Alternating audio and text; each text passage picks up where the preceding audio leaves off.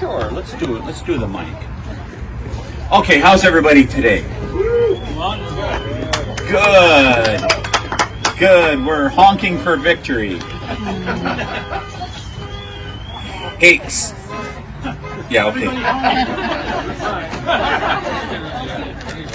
By the way, just a note, that person's vehicle, your door has been, maybe you want your door open, but it's been open since I've been here a half hour ago. So anyhow, I don't know if you want your door open or not, but anyhow, who knows? You might have some signs jump in your vehicle, which would be a good thing, and then you can put them out.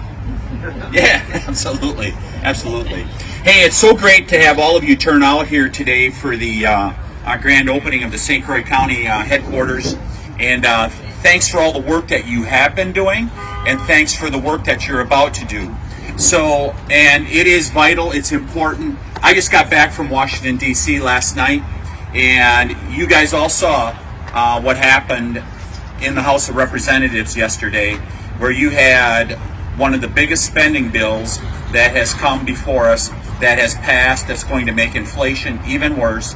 They have their sole, what I call the green fantasy spending, that they're going to put $400 billion in, that they claim is going to save the planet. It is not going to do that. It's going to make people poorer, and it's going to make us more dependent on China. And then probably the part, while all of that is bad enough, the part that may be the worst is 87,000 more IRS agents. 87,000 more IRS agents. That's about how many employees they have currently that are going to be coming across the country. And you know who they're going to target, don't you? They're going to target people like us. They're going to target people who are small business owners. They're going to look through those lists of people that contribute to conservatives, that contribute to somebody like Donald Trump. You know that that's what they're going to do, because they have shown they have a history of that when you look back at Lois Lerner and people like that, where they have weaponized the federal government against the American people. So we know how this story ends. And the only way to make sure it doesn't have a sad ending for a constitutional America is to win in November, right? Yep. That's what we got to do. Absolutely. Yes, we got to win in November. And we have so much at stake. We have so much at stake. I mean, you see Senator Johnson's signs.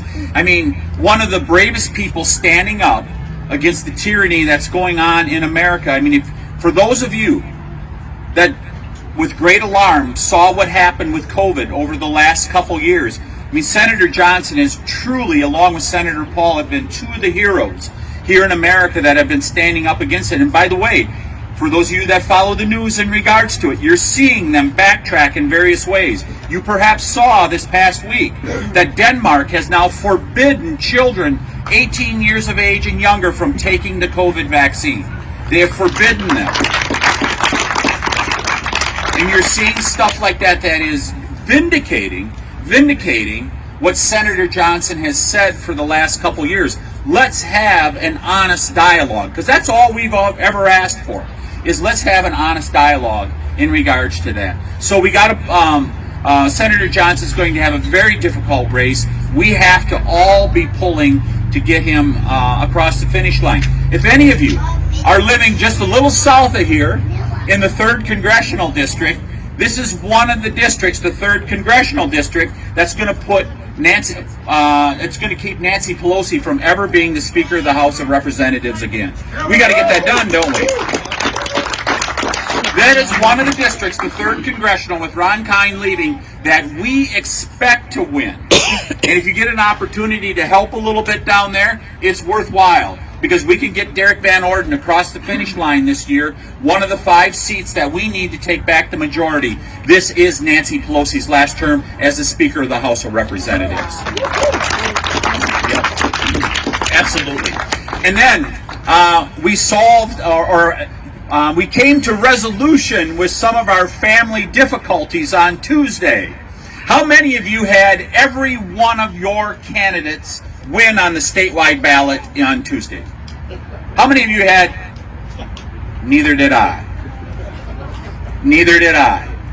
But we don't want Tony Evers as the governor for 4 more years, do we? No. We do not want Josh Kaul as the Attorney General for 4 more years. And isn't it time to retire the last of the LaFollettes and get them out of here? Absolutely. For those of you that are history buffs, I hope you'll go back and look at 1911. It was the LaFollettes that brought us progressivism in America. Not just Wisconsin. They brought it to America in 1911.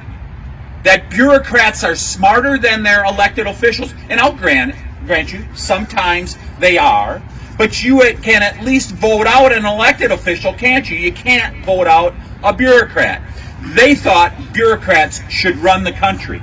That is at the heart of progressivism. Let's retire the last LaFollette also here in the state of Wisconsin. You bet. So we got a lot of work to do.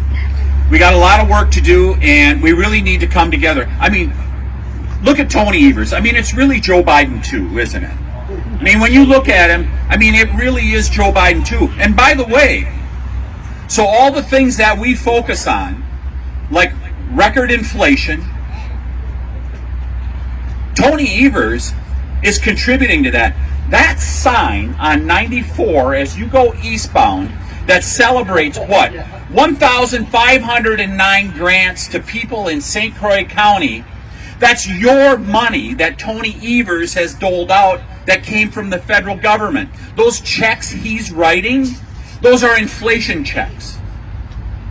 And you should tell your friends and relatives that. When they say, gosh, Tony Evers, though, he gave us a bunch of money for this or that, tell them it's your money, it was borrowed, and now the inflation is the result of it. We're not benefiting from that. You look at the border on fire. What's one of the first things Tony Evers did after he was elected in 2018? Governor Walker had sent National Guard troops down to Texas to help them down there because of the border crisis. What's one of the first things Tony Evers did?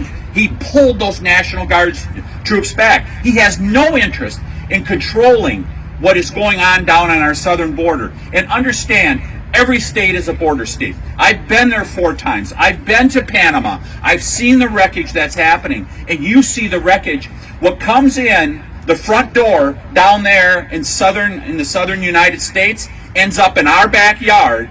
When you see that fentanyl death in St. Croix County, that's as a result of the drugs that are coming across the southern border. Tony Evers, just like Joe Biden, does not care. And then when you look at energy costs that we're all paying for, and we're going to pay a whole lot more if this bill that was passed yesterday gets fully implemented over the next couple years. Tony Evers is holding a pipeline permit on the DNR's desk. He is holding it as we speak, and he will not allow it to be completed. There's a major reroute that's going on up in Ashland County on Line 5, a critical pipeline that feeds our energy needs in the Great Lakes states of the United States. And that permit is languishing on the desk of the Department of Natural Resources because Tony Evers won't say to his DNR secretary, get it done. Joe Biden, Tony Evers, 2 peas in the pod. We can't get rid of Joe Biden in 2022, but we can Tony Evers, can't we? Absolutely. Let's do it. So anyhow, we got a lot of work to be done, and so there's some people out there that have been saying it's going to be a wave year, we'll win, all the rest. If you think that in any way, shape, or form, disabuse yourself of it now. Tony Evers sits on $20 million as we speak. He is going to tear Tim Michels apart in the next 3 months. And we got to get out and tell the people the truth. And it's going to be a classic Wisconsin race. It's going to be decided by a percentage point or 2.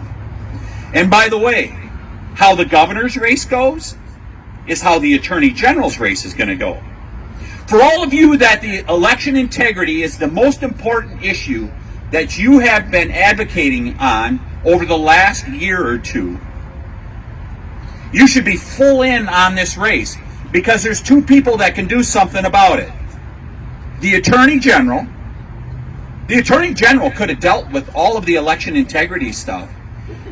They could have investigated what was going on in Brown County with Zuckerbucks. They could have done the same work that the Racine County Sheriff did. The Attorney General could have done those things. And of course, the governor could have signed one of the, 15 bills that hit his desk that would have ensured election integrity here in the state of Wisconsin. So we've got a great opportunity to have that election integrity by getting rid of Tony Evers. And if we vote Tony Evers out, Josh Kaul will probably suffer the same fate. Let's get it done.